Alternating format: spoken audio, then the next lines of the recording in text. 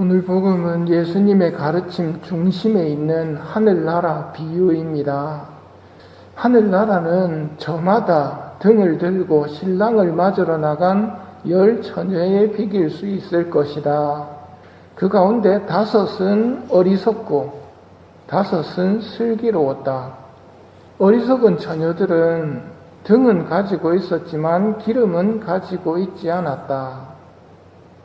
오늘 예수님 비유에서 슬기로움과 어리석음의 차이는 기름이 있느냐 없느냐입니다. 모두들 등은 가지고 있었습니다. 그렇다면 슬기로운 사람은 어떤 사람일까요?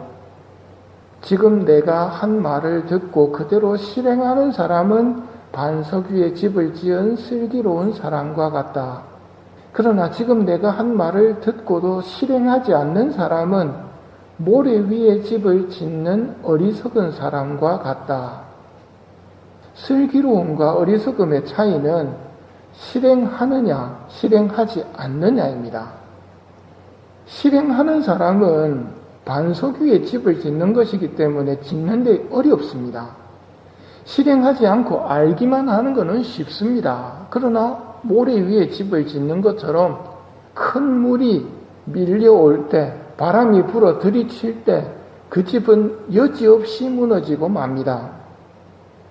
개신교와 가톨릭의 차이점 중 하나가 믿음만으로 구원이냐 아니면 믿고 실천함으로 구원이냐입니다.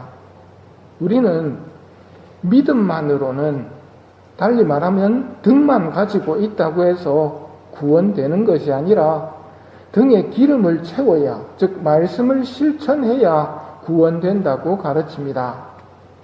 예수님께서 말씀하십니다. 나에게 주님, 주님 한다고 모두 하늘나라 들어가는 것이 아니다. 하늘에 계신 내 아버지의 뜻을 실행하는 이라야 들어간다. 그날에 많은 사람이 나에게 주님, 주님, 저희가 주님의 이름으로 예언을 하고 주님의 이름으로 마귀를 쫓아내고 주님의 이름으로 많은 기적을 일으키지 않았습니까? 하고 말할 것이다. 그때 나는 그들에게 나는 너희를 도무지 알지 못한다. 내게서 물러들 가라. 불법을 일삼는 자들아 하고 선언할 것이다. 예언을 하고 마귀를 쫓아내고 기적을 일으키는 것은 실천하는 거 아닙니까? 우리는 눈에 보이는 대로 보지만 하느님은 마음속까지 보십니다.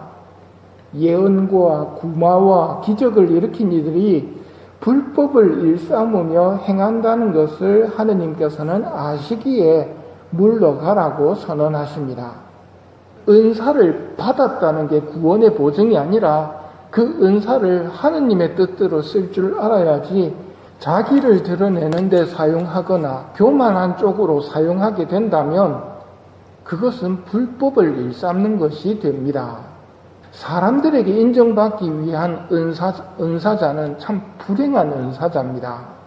하느님의 뜻을 찾고 사랑하는 사람이 되어야 됩니다. 어제 세례자 요한처럼 그분은 커지셔야 하고 나는 작아져야 한다. 이 자세를 유지하느냐 유지하지 못하느냐에 달려 있는 겁니다. 우리가 하늘나라 이야기를 오늘 들을 수 있다는 것 자체가 큰 은총입니다. 너희는 하늘나라 신비를 알 수 있는 특권을 받았지만 다른 사람들은 받지 못하였다 하신 말씀 그대로입니다.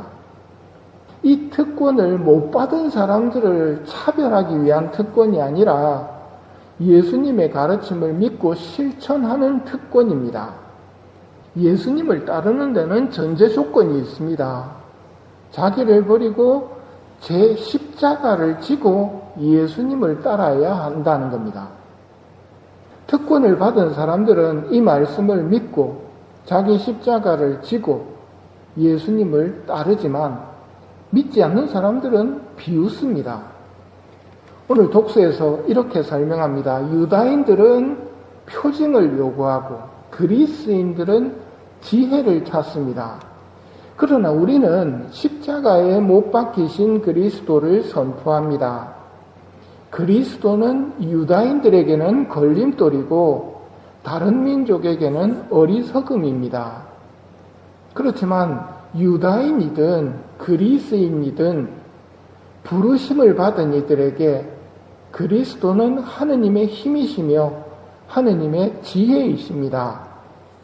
하느님의 어리석음이 사람보다 더 지혜롭고 하느님의 약함이 사람보다 더 강하기 때문입니다.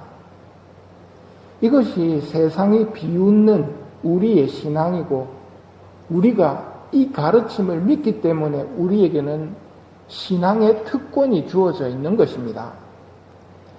이 세상이 지나면 영원한 세상이 있다는 것을 우리는 믿습니다. 지금은 자기 십자가를 지고 예수님을 따라가는 삶, 비유로 말하면 씨를 뿌리는 때이고 천국에서는 뿌린 것을 거두어 영원히 누리게 되는 행복한 삶이 시작되는 곳입니다. 오늘날 신앙의 심각한 문제가 뭐냐면 믿고 아는 것으로 그친다는 겁니다. 세상의 눈치를 보면서 뿌릴 씨앗으로 떡을 해먹으며 예수님을 따르는 사람들을 비웃는 세상과 함께하는 겁니다. 누가 말싸움에서는 이기겠습니까? 떡 해먹는 사람하고 씨 뿌리는 사람하고. 떡 해먹는 사람이 이깁니다. 그걸로 떡 해먹으라 바보들아. 그러면서 그늘에서 떡 해먹고 있거든요. 우리는 씨 뿌리는 사람의 특권을 가지고 있습니다. 왜 학교 보냈습니까? 지금 애들이 공부하기를 좋아해서 거기 있습니까? 아니면 앞날을 위해서 거기 있습니까? 100년도 못 되는 삶을 준비하려고 놀고 싶은데 못 놀고 학교에 가 있단 말입니다. 그들의 말이 지금은 이깁니다. 근데 언제 그들의 말이 틀렸음을 깨닫게 되느냐면 죽고 난 다음입니다. 그 다음부터는 영원한 세상이거든요. 되돌릴 수가 없는 시간입니다. 그러니 깨어 있어라. 너희가 그 날과 그 시간을 모르기 때문이다. 예수님의 말씀을 듣고 십자가를 지고 따라가는 삶, 씨 뿌리는 삶을 선택하는 것, 그게 신앙생활입니다. 근데 오늘날 신앙생활의 문제는 씨 뿌리는 삶을 선택해야 된다는 데에는 체크를 합니다. 즉 시험 치면 다 100점입니다. 근데 체크만 하지 삶은 떡 해먹는 삶을 살고 있으면서 성당 다닌다면 문제가 되겠지요. 알면 된다고 만족하는 미련함을 버려야 됩니다. 하늘나라 들어갈 때는 시험 쳐서 들어가지 않습니다. 그 문제 맞췄다고 천국 들여보내주시는 게 아니란 말입니다. 실천했느냐, 실천하지 않았느냐, 기름이 있느냐 없느냐를 보신다는 말입니다. 실천해서 하늘나라 들어가는 삶을 청하도록 합시다. 어리석은 처녀들은 등은 가지고 있었지만 기름은 가지고 있지 않았다. 그러나 슬기로운 처녀들은 등과 함께 기름도 그릇에 담아 가지고 있었다.